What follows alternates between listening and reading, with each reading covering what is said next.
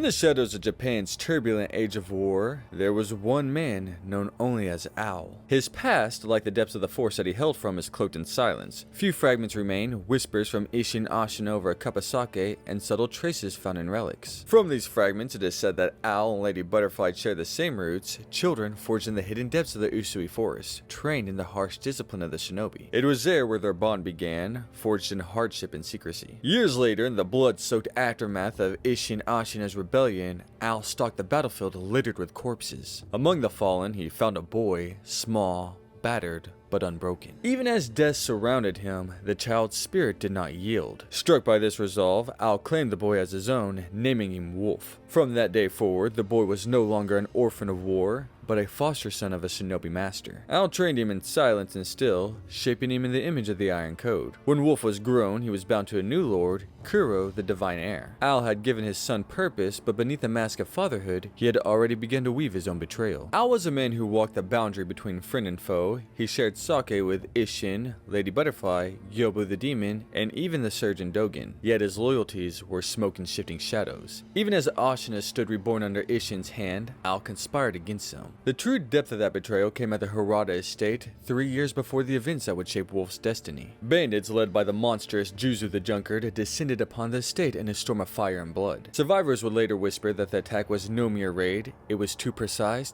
too perfectly timed with the Interior Ministry's assault on Ashina. In league with the Ministry, he lured Ashina's strongest defenders away, leaving the estate vulnerable. Wolf was sent away on a false mission, a pawn removed from the board before he could even protect his young master. When the boy returned, Owl laid in wait. Lady Butterfly, once Wolf's mentor, now stood as an enemy under Owl's command. And when the dust settled, Owl feigned death itself, only to rise and plunge a blade into Wolf's back, sealing his betrayal in blood. But fate does not easily release its grip. Owl's role is flexible depending on the player's choice. In most paths, he is slain by Wolf, the son surpassing his father, but in the sure ending, Wolf sides with him, helping him bring ruin and bloodshed to Ashina. Through every timeline, Owl embodies ambition, betrayal, and the twisted bond of father and son, an ever-present shadow over Wolf's journey.